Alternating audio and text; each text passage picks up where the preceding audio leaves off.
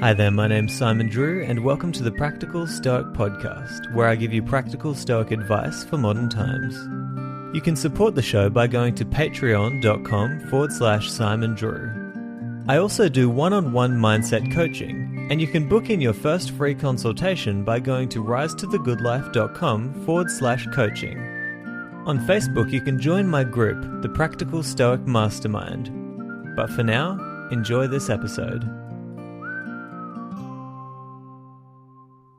Hi there, my name's Simon Drew, and welcome to the Practical Stoic Podcast. And today I have a really special interview with Zachary Babcock. And I'm telling you, Zach really brought the value into this interview. He's such a powerful person. And I'm going to tell you a little bit about Zach, but he reached out to me and he said, look, I might not have studied Stoicism a lot, but I do feel like my story would be really valuable to your audience. And I can absolutely say that after listening to his story, I know that so many of you are going to get so much value out of this episode, and it will improve your Stoic journey in so many ways. And, we actually start the interview with Zach telling us the story about his life and where he came from and what he had to endure before he was able to get out of a few ruts in his life. And so I'd prefer to not tell you anything about his story. I want you to hear it from him. But for now, I'll tell you that he is the host of his own podcast called Underdog Empowerment. And this podcast is in the top 50 for self-help podcasts around the world. And on top of that, he is a goal achievement coach. And look, I don't want to tell you anything else about his story, so I'm just going to go straight into the interview. So without any further ado, I present to you Zachary Babcock. All right, Zachary, I'm so excited to have you on the podcast. Look, I know that your story is unique, and I've shared a little bit about that with my audience already, but I know we'd all like to hear from you. So why don't you tell us a little bit about where you came from and where you are now? What's your story? What makes you different? Yeah, thank you so much, Simon. And it's an absolute honor to be here on this incredible platform that you have and to serve this community. What you're doing here, it's absolutely amazing. I was drawn to it. I seen what you were doing, and I reached out to you, and just you give me the opportunity to come here and share a little bit about my story and hopefully provide value means the world to me. But yeah, definitely. So, what sets me apart, different, I guess you would say, is, I went through some extreme adversity. Now, I'm not saying other people don't go through extreme adversity, because they do, but I just was a knucklehead growing up, and I landed myself in prison and did over 5 years of my life in prison. But it starts before that, really. I'd have to go back to when my father passed away when I was 7. When he passed away, I started looking up to the wrong role models. I started looking up to people in the neighborhood that were older than me that just weren't doing good with their life. And so I also had a problem with wanting to be accepted by other people. Like when people did not like me or accept me for who I was, it really it got to me. I felt like a void inside. And, obviously that's a problem, because no matter who you are, no matter how good of a person you may be, there's always going to be other people, with different beliefs and different values in life, and that are going to clash with you. So this would really, leave a void inside of me when that would happen. And it kind of led to depression. I mean, it did lead to depression, which that led to drug use. I started smoking weed when I was 9 years old. And I did that and was in and out of boys' homes and juveniles and institutions throughout my entire childhood, because I just couldn't go to school, because I could not sit in school. It wasn't for me. I don't feel like school is for every single person. Like, I'm an entrepreneur at heart, and it was like I couldn't pay attention. If it didn't interest me, I can't pay attention. So and when I started graduating to harder drugs, that's because I was just depressed. I didn't have any chief aim in life. I didn't have no driving motivational factor to go for. There was no purpose. It was just emptiness and depression. And that's why I began doing the drugs. And eventually at age 19, I got sent away to prison for the next 4 years of my life. And during this time in prison, I went away when I'm 19, so I'm still in this stage of, I'm not even a man yet. I'm still in this identity crisis of, wanting to fit in with the quote unquote cool kids or bad kids or whatever you want to call it, and wanting to, be accepted by other people. And I don't even accept myself at this point. And about 2 years into it, though, I was in the hole. Now, the hole is the prison inside of the prison. It's like, to give you an idea of how big this cell is, it's an 8x10 cell. I could walk 3 feet one way, and I'm pushing it, and then walk 3 feet the other way. And that's like really pushing the limits right there. And it's a dark, gloomy place. You get very to little to no human interaction. You got your food coming into you through a chuckle 3 times a day, and you get 3 showers a week. So it's like it's depressing down there. And during it, in 2 weeks into it, I had to stay in the hole for 2 months because I had some violations for getting tattoos. And about 2 weeks into it, one of the guards come and they bang on my door, and I'm like, Mr. Babcock, cuff up. And I said, for what? Why do you want me to cuff up? I'm in the hole. Like, you're going to the captain's office. So I immediately thought, I was like, either someone out there on the prison yard in the general population told on me for something that I haven't gotten caught on yet, or they're trying to get me to tell on somebody else. And at the time, at this time, I wanted to be like, a gangster or whatever you want to call it. I wanted to be, the bad boy, whatever. So they put the cuffs on me and the shackles on my feet, and we're walking back to the captain's office. I get back there. He's sitting behind his desk with his arms crossed and his white shirt, gold badge, and black hat. And he tells me to take a seat. And I said, for what? I don't have nothing to say. And he said, well, when you come back to the captain's office, it's nothing good, right? And I said, dude, I don't care, dude. I don't have nothing to say. You could put me back in my cell. I'm getting out in 2 months anyways. It doesn't matter. I don't have nothing to say. And he said, we got a phone call over the weekend, and your mom let us know that your sister passed away from a heroin overdose. And yeah, man, that was like it was the very last thing that I expected to happen. Like I wasn't even thinking about that. And my vision, it blacked out. It like went to tunnel vision. Like it went to nothing, to complete blackness. Then all of a sudden this adrenaline rush came through me, and then my vision came back, and I was shaking, and then just tears started flooding down my face. And they gave me a 30-second phone call to my mom, like literally 30 seconds. And I'm on the phone with her, and I'm telling her that I love her, and I'm crying and bawling my eyes out. She's doing the same, telling me that she loves me, and crying. And, she's going through all this pain. She just found her daughter dead in a bathroom with a needle in her arm. She had to break into the bathroom to find her. Wow. And her only son's in prison for who knows how long at the time, so she's going through all this pain, and we're trying to tell each other we love each other for this little 30 seconds. And all of a sudden the phone clicks, they turn the phone off, and it was tough, man. And I asked the guards. I said, can you put me in a cell by myself? I don't want to have a cellie right now. I want to be by myself and kind of just have some space. And it was a good thing they actually did that. They were actually nice enough to do that, which I was grateful for. But I went to the cell, and for the next 3 days, I'm trapped in an 8x10 concrete block.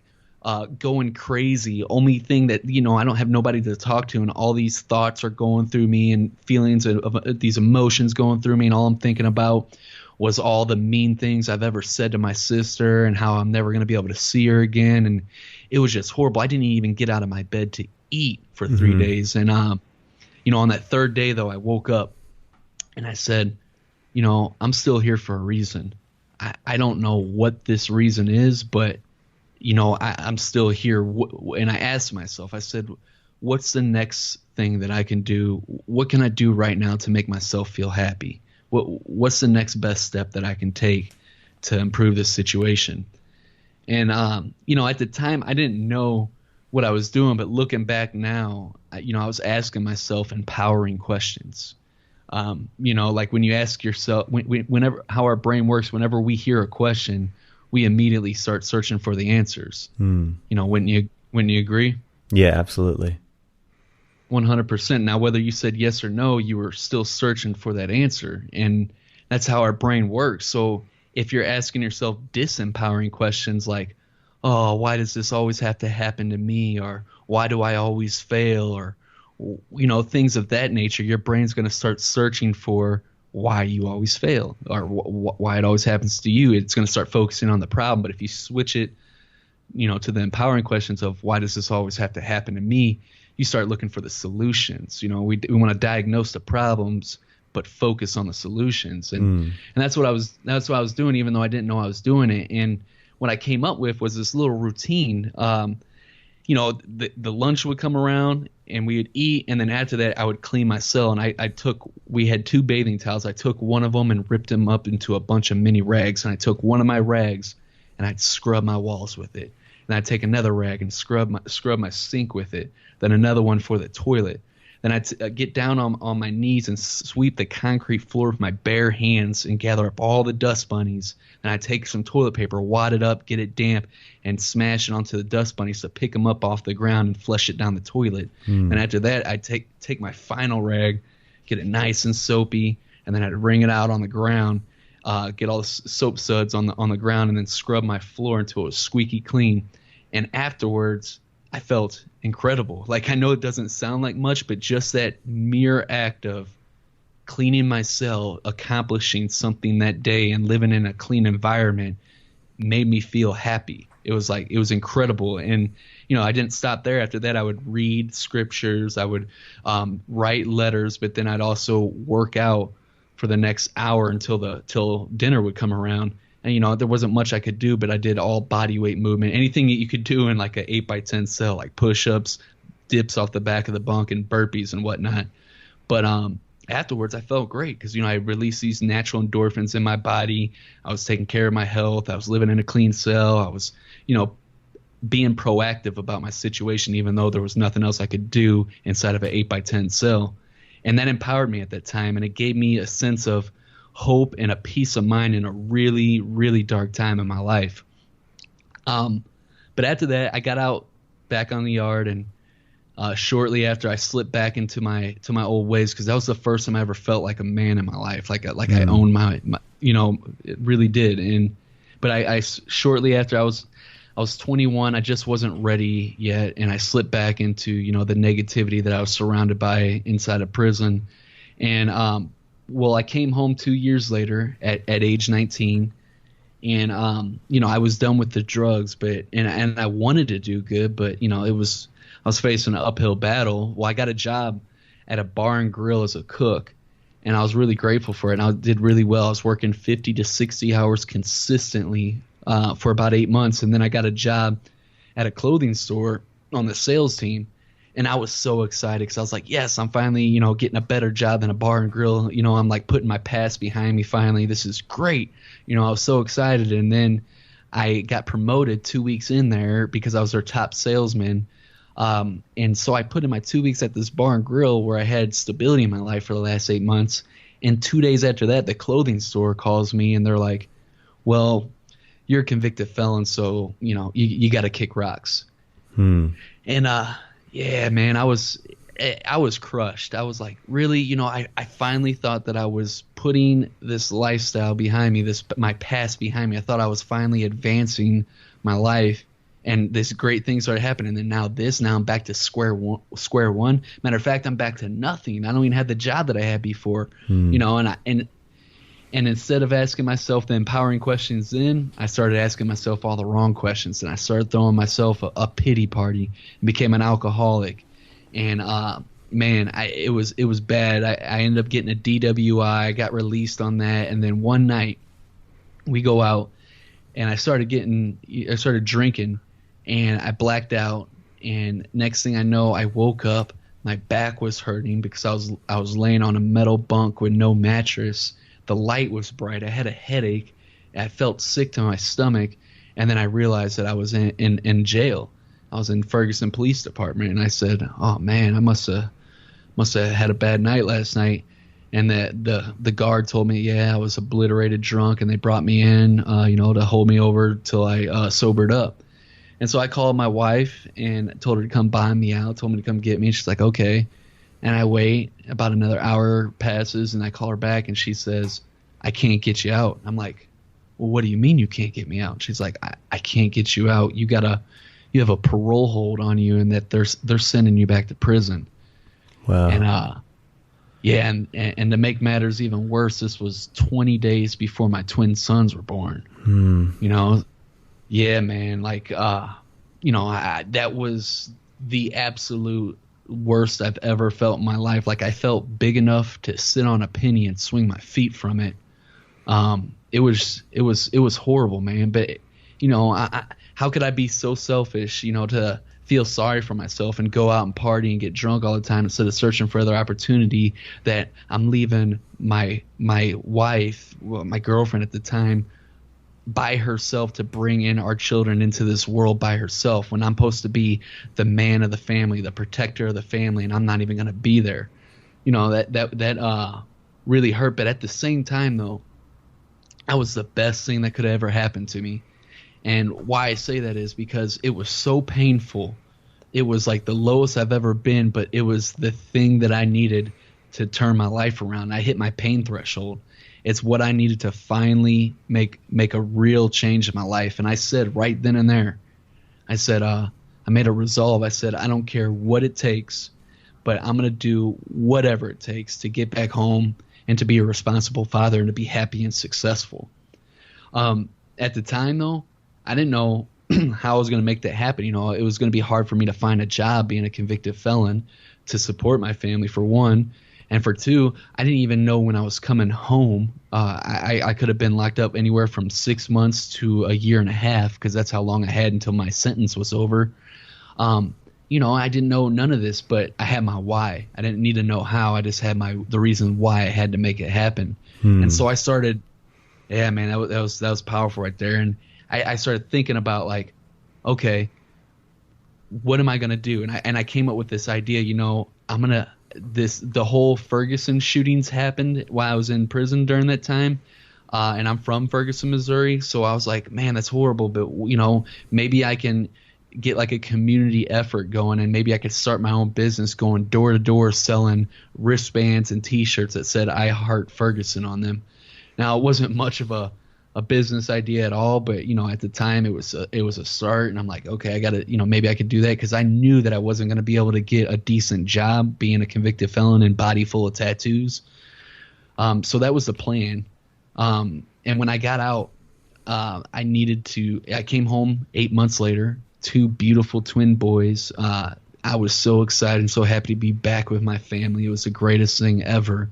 And I immediately started looking for a job, anything like an under the table paying job, anything that I could get to help me fund this business idea of mine.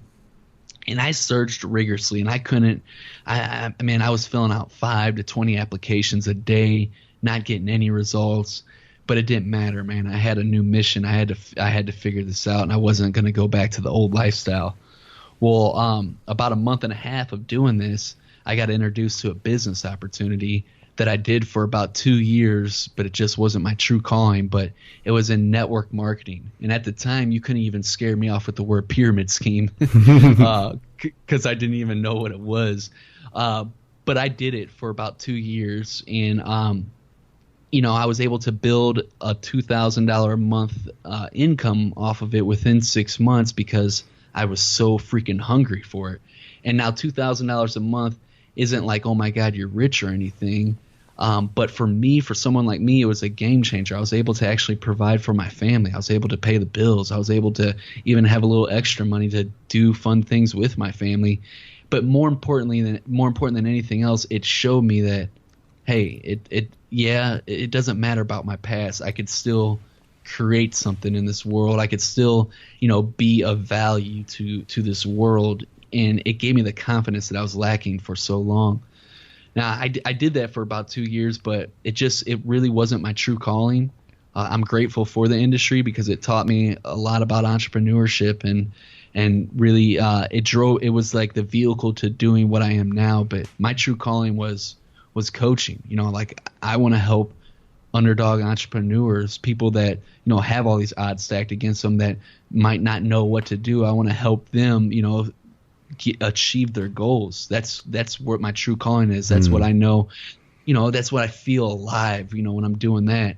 And so in the beginning of 2017, I finally pulled the trigger because I didn't want to leave network marketing because I had that safety net in place. I had the money coming in and I didn't know how to do coaching. It was new and all this stuff. But finally I was like, you know what? You got to do it. Either you're not going to do it and you're going to regret it. And who wants to live with regrets? Or you can just take the leap of faith and do what you're truly called for. So I took the leap of faith. And it hasn't been a fairy tale ride. It's been a quite the learning experience, but it's been fun and exciting. Learned so much and been able to help a lot of people along the way. And yeah, man. And recently we launched the podcast Underdog Empowerment. And that started taking off, and it's just been. I'm just so blessed though that I can finally create something, like literally in my mind, create something into physical form and that actually impacts other people and serves other people. Because for me, I think everybody's money driven to an extent because you need it to live, and you want to have a certain lifestyle. And so I'm driven by money in some sense, but for me, what really drives me more than anything is my legacy. Like you could take the money and all that stuff away. Like, how are my sons going to remember me when I'm gone? How are my friends going to talk about me at my funeral? How are, generations to come gonna know, like, how am I going to cement this legacy that lasts forever? Because there's two things that motivate me more than anything. Is one, the fact that I'm going to die one day. That's a fact. Nobody's going to beat that. And two is that right now, today, I can create a legacy. I have the opportunity to create a legacy that lasts for forever. And that's what drives me, gets me out of bed every single morning.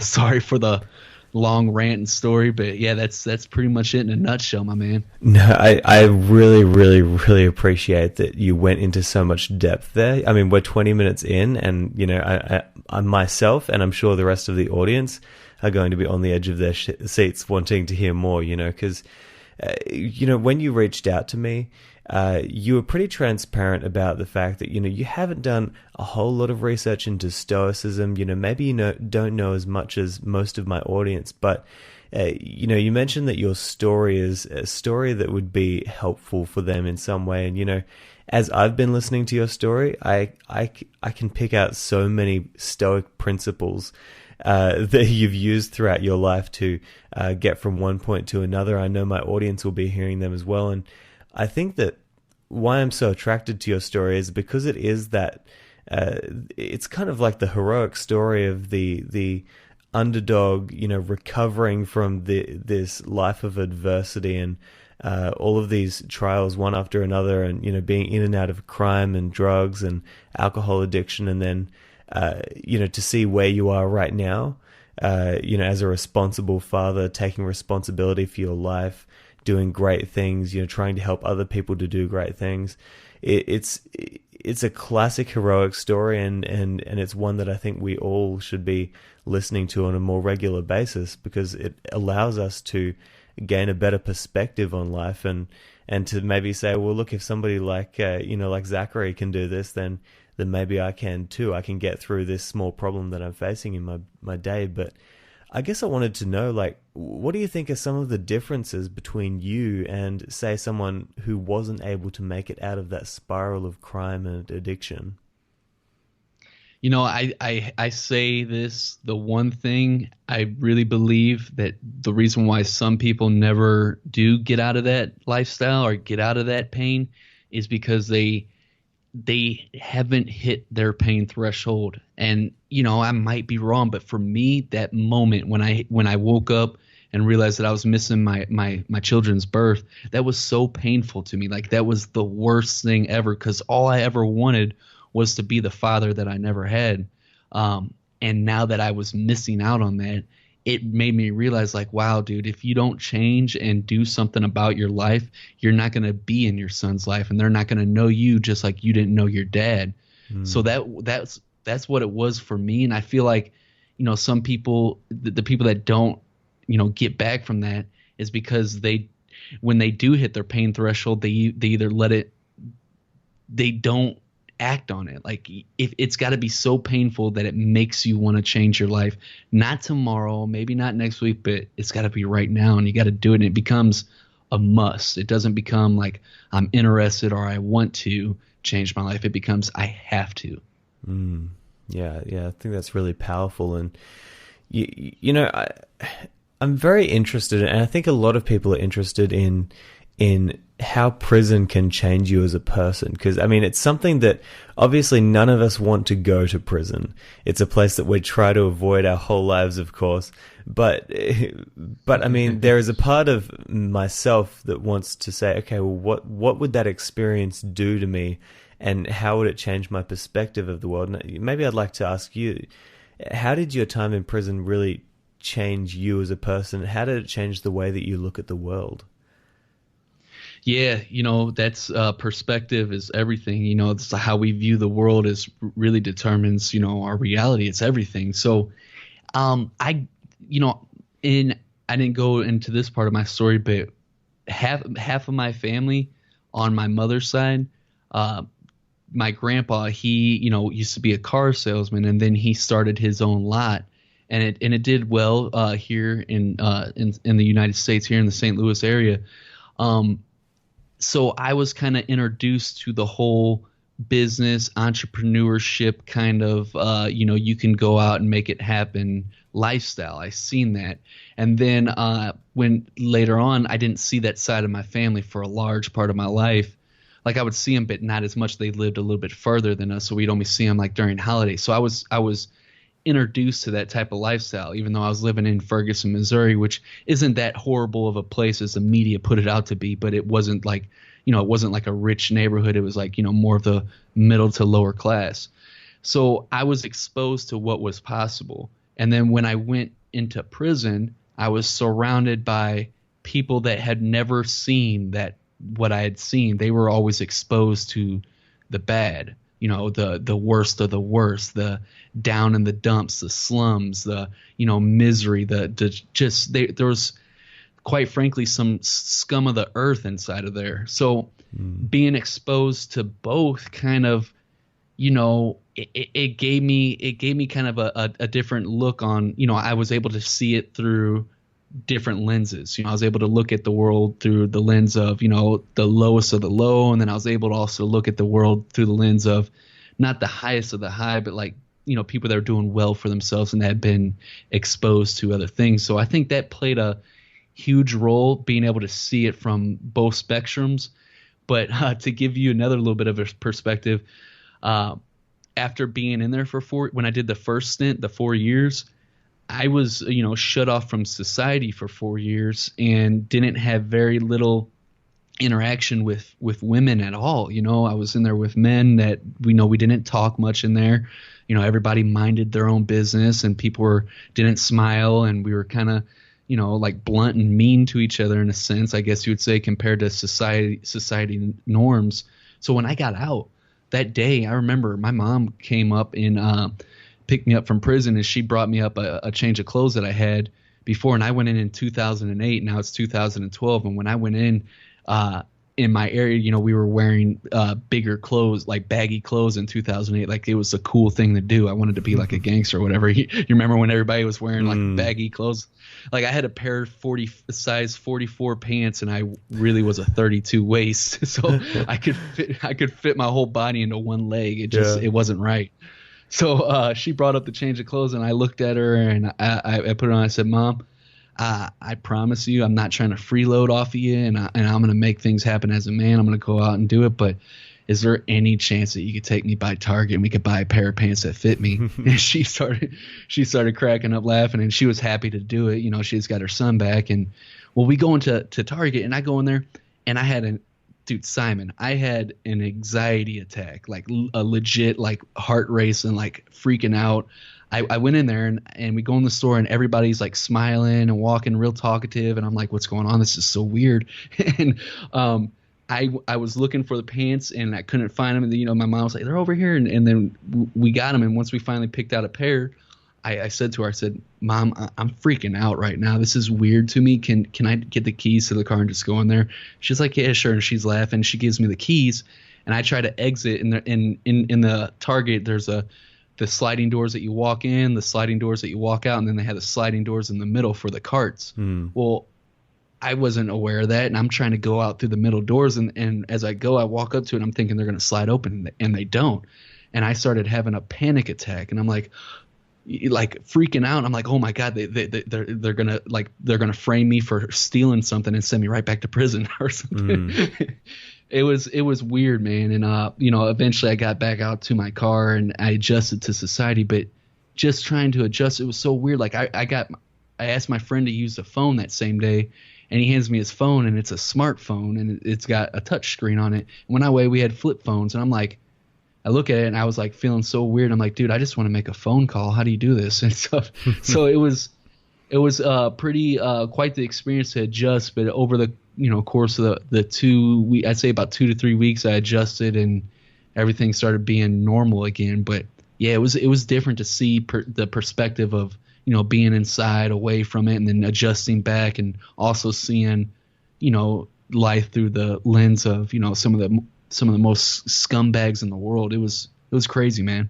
Yeah, absolutely. I'm very interested in hearing people's perspectives when they've gone through these kind of ordeals, these kinds of challenges in life, because they're things that very few of us actually get to experience. Not that we would want to, but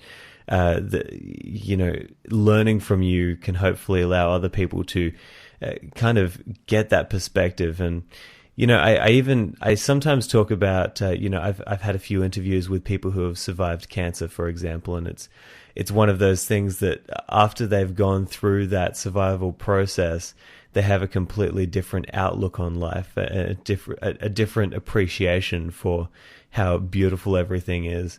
And I kind of like to ask them, how can we, regular people who haven't gone through that, actually get that kind of perspective and that gratitude for life and everything that we have. Do you think there's anything that people can do to really get that kind of perspective of how good it is to be like so free and to be able to do what you want to do every day, without having to be chucked into prison first to kind of like what can people do? Yeah, man, that's a great question. And definitely I do this a lot.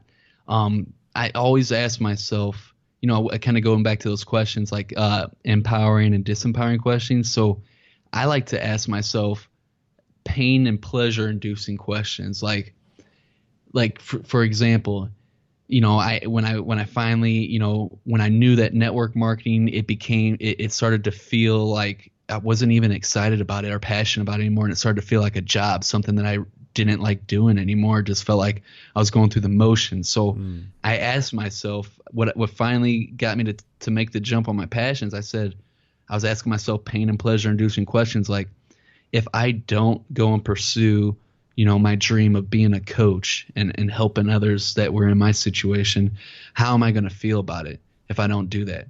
How will I feel if I do it? How will I feel if I do it and I start having success? I started asking myself these pain and pleasure inducing questions, because when you can elicit emotion from the question, it becomes real and you'll act on it. And it got to the point where I started asking myself, and the pain of like, man, I'm going to regret this if I don't do it, became so real. I finally did it. So I guess you could shift that into a sense of like, asking yourself pleasure and pain inducing questions in a sense of like gratitude. Like I wake up every day before I even get out of bed. I sit there and ask myself, what can I be grateful for this very instant? And the first things that come to my mind, most of the times are, my family, my kids, being alive, being able to breathe, things of that nature. It's always something different that comes first, but those are usually top of the list. And it just, it sets the tone for the day.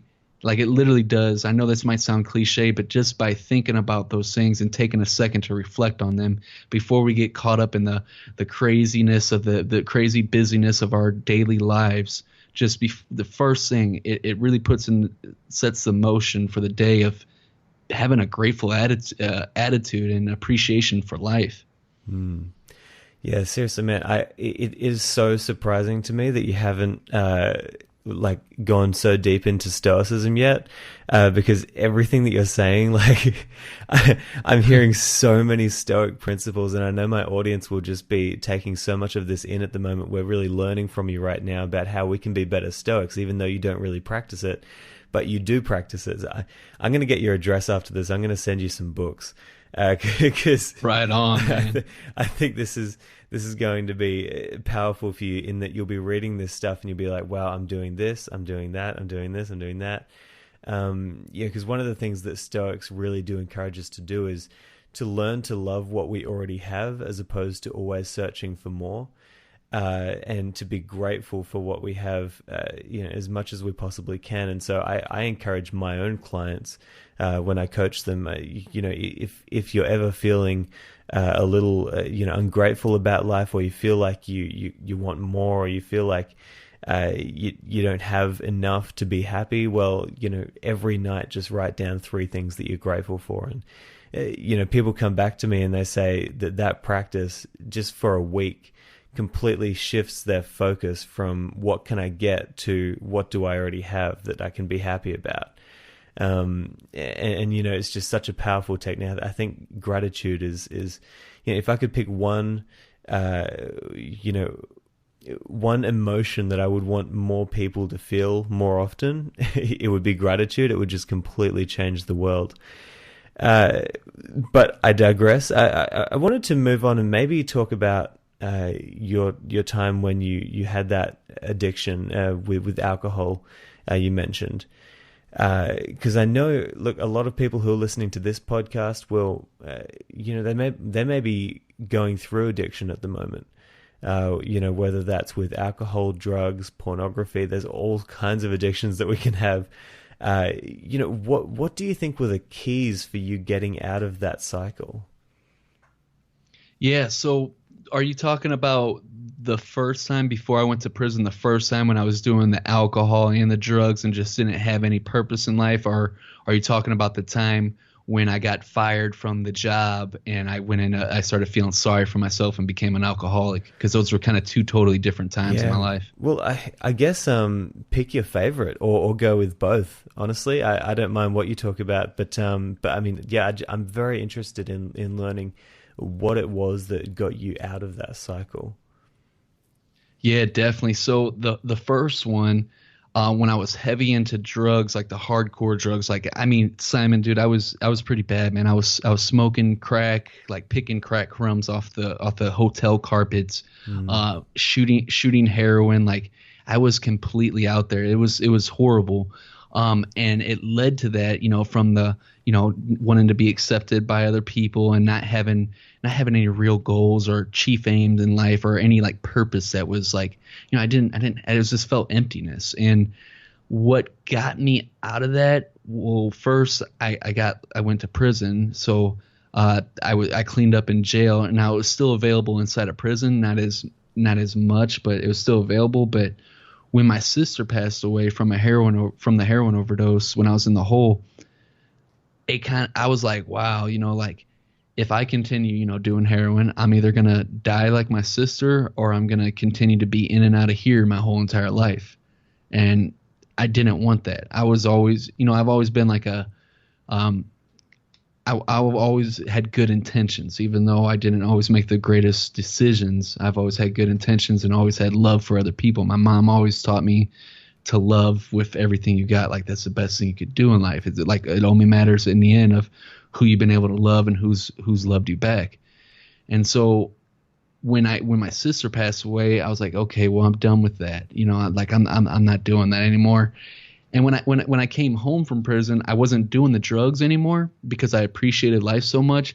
But I came home at age 23 and I went away when I was 19. And here in the United States, you start drinking at 21. So all my friends had been doing this. And so this whole entire bar scene was new to me. So I was drinking, like partying, like not like hardcore using, but partying with my friends on the weekends and stuff and experiencing that whole scene. And, I was working at the bar and grill obviously too, but I was doing my thing. I was doing really good for a while with the job. But when I got fired from the job, and I, instead of asking the empowering questions, I started throwing the pity party and feeling sorry for myself.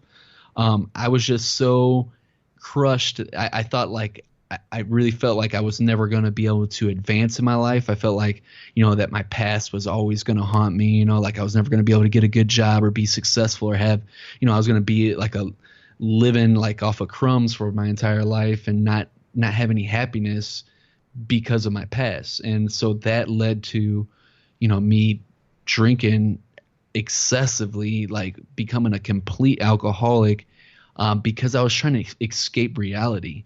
I was trying to get away from what was really happening. And like when I would drink, it would it would numb things. But then when I wasn't drunk, like it would come back, and it was worse than before before I started drinking, it felt like. So that's why I continued to drink so long. And that was like the real reasons why I did it. But the hitting the pain threshold of, waking up from an alcohol-induced blackout to learn, that I'm not going to be there for my kids. That's what, that was all I needed. It was like they stuck me back inside of the grease frying pan, and it hurt so much that I jumped out of it and said never again. Mm-hmm. Yeah, I love that. Yeah, I appreciate you sharing that with us, because a lot of what I'm hearing from you in your advice about addiction is you really came to a point where you said it's now or never. If I don't stop now, it's just going to continue. I'm going to be in and out of prison. I'm not going to be there for my kids. And you had that level of responsibility there where somebody was relying on you, your family, and you kind of had to really, I don't know if this is the right way to put it, but do you feel like you had to push past that ego and say, well, okay, this is it. If I don't do this, then I may never do this, and then you just committed 100%. Is that kind of how you feel about it? Absolutely. Like you hit that right on the money in taking complete ownership, because before that moment, I would always blame all my problems on everybody, anyone, or anything but besides myself. I never took ownership. And in that moment, I took ownership. I said, I'm here because of me. I put myself in prison. I decided to drink. I put myself in the position the first time. The reason why I got fired from the job was being a convicted felon. Well, hey, if I wouldn't have put myself in prison in the first place, they would have never got fired. So I started taking complete ownership for everything. I said, everything wrong in my life right now is my fault. And from now on, everything that's going to happen that's right in my life is going to be my fault as well. Yeah, I love it. I love it. That's so powerful. And, I'd like to go really even more practical. Like we've talked about so many principles that you use, that there's so much value in this interview already. I'm so excited for my audience to hear this, but maybe if we could go into like a daily basis, like what are some habits and practices that you do every day, no matter what, that you feel like have led you to become the person who you are today? Definitely. So you're talking my lingo now. I love it. Habits are everything. Like motivation, that's great. It's okay. But motivation, that comes and goes. It's like we're not going to be feeling motivated 100% of the time. There's going to be days where we just aren't motivated. It happens. We're humans. But habits.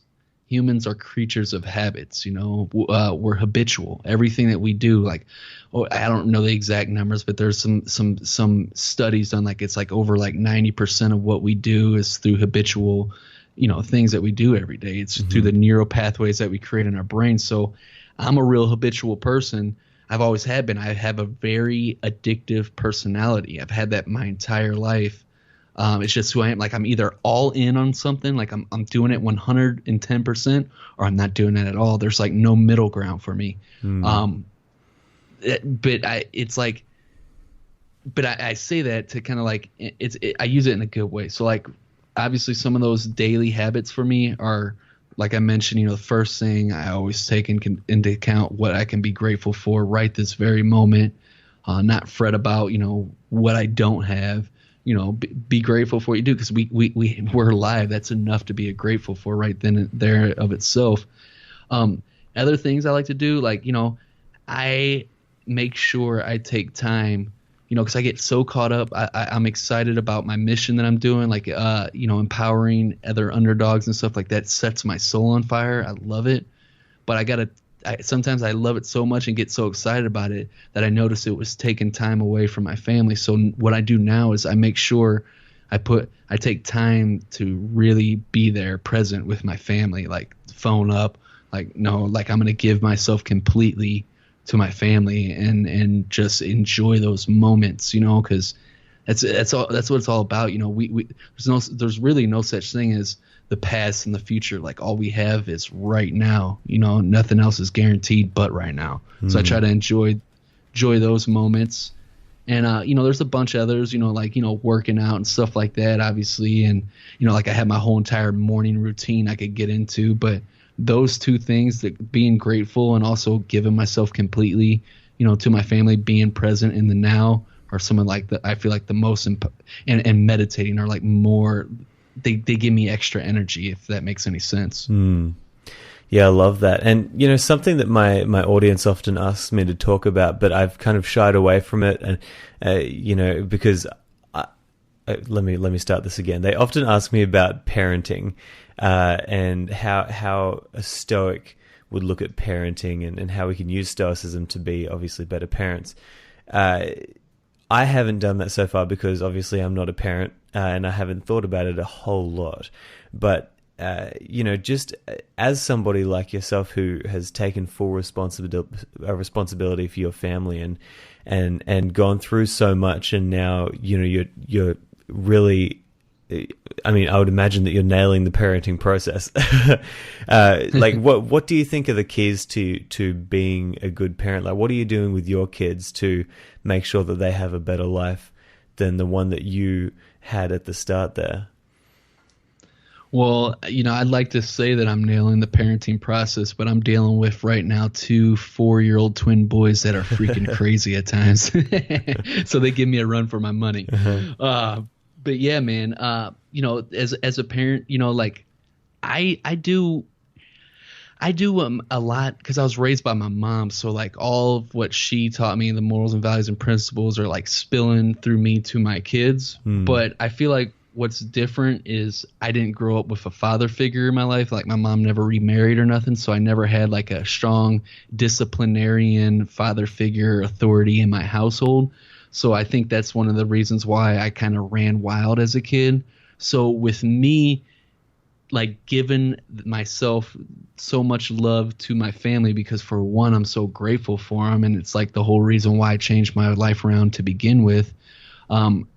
Being so loving like my mother was, and just always, like that's like my highest value is love, So with me doing that, but also in the sense of me being a man, the authority figure, the disciplinarian, I feel like that's going to be, and my hope and wish is going to be, it's going to be very beneficial to my children, because they're going to be, held accountable.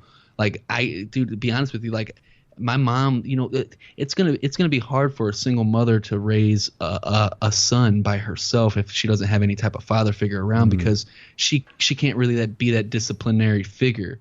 But with me, being here, I'm gonna be able to hold my sons and my children accountable and really push them, to be their best. Yeah, I love it. I think that something that your kids will, kind of be grateful for is seeing your transition. Not that they actually saw it, but being able to see an example of somebody who, came from such adversity and going in and out of prison, and then somebody who completely turned that around, and even to the point where now you're doing, you call yourself a goal achievement coach. So, helping people to really set their own goals and as you say, to achieve them. And something that my clients often ask me when I start a session with them is they'll say, what is it that people do when you're coaching them that lead them to seeing better results? And, there's a few things that I think that my clients do that lead them to absolutely seeing the results that we want them to see. With your clients, what do you see in the people who are outliers, in those people who you coach? Like, what are they doing that really sets them apart from the people who may get coaching from you and they don't start seeing those results, or they don't really push themselves to get out of their comfort zone? And, so what are those things that they're doing? So versus the ones that do get results and the ones that don't get results, it's no matter how great of a coach you are, it doesn't matter. It comes down to, is the person going to actually, do they want it bad enough? Are they going to, it comes down to them taking action. You can't do something for somebody else, but you can guide them and, help them. And what I notice, like with how I coach people, like I really don't tell people what to do.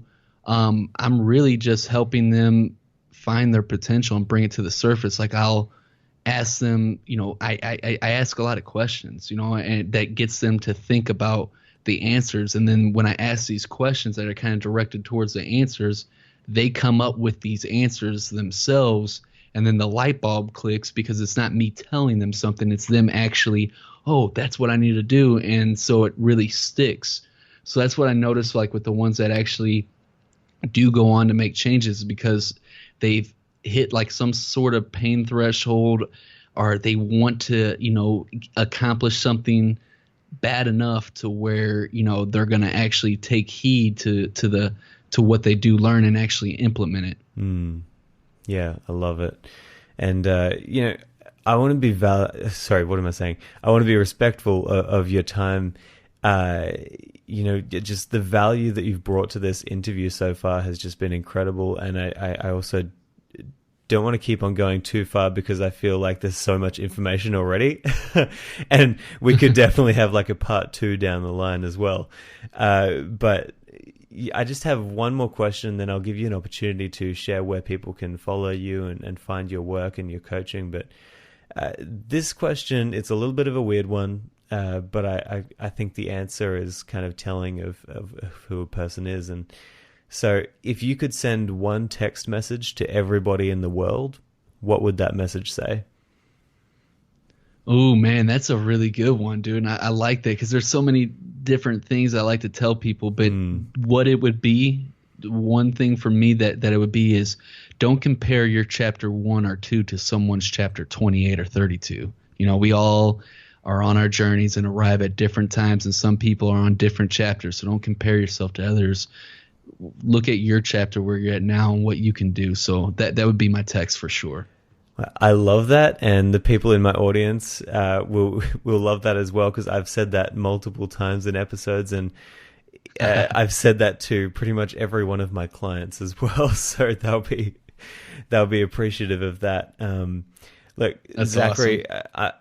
I'm so grateful for the time you gave us and the story that you shared with us. I really, really want to have you back in the future. I'm going to send some books to you, and even if you just read one, and then we'll have a discussion about that later on. But for now, like, where can my listeners go from here? How can they follow you or become involved in what you're doing?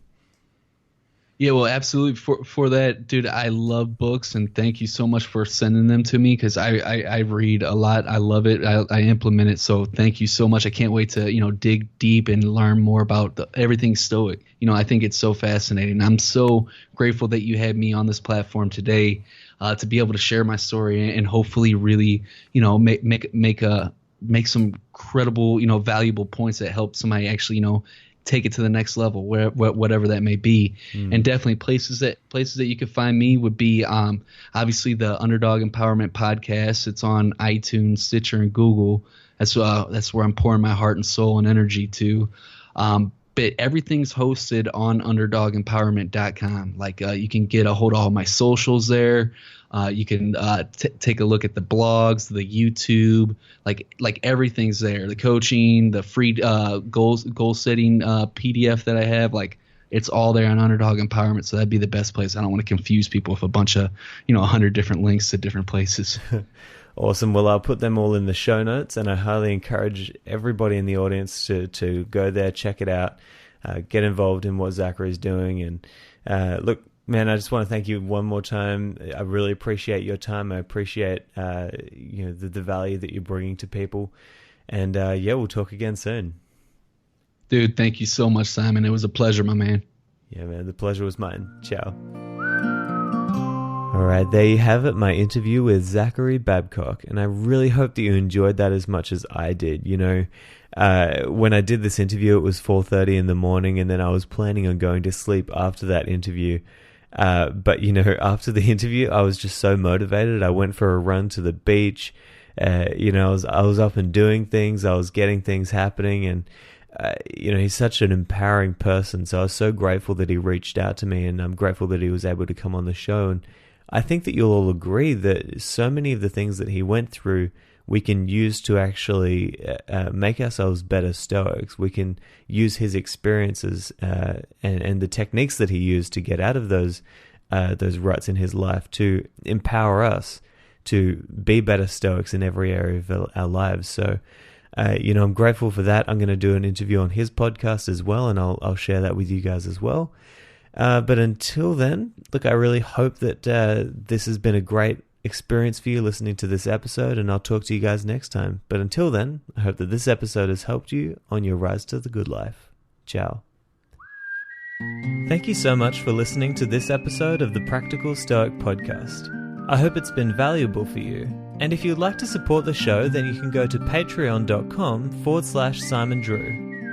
If you'd like to try mindset coaching with me, then you can book your first free consultation by going to risetothegoodlife.com/coaching. To join the community, just go to Facebook and search for the Practical Stoic Mastermind. The links to all of these places are included in the show notes, but for now, this is Simon Drew signing out.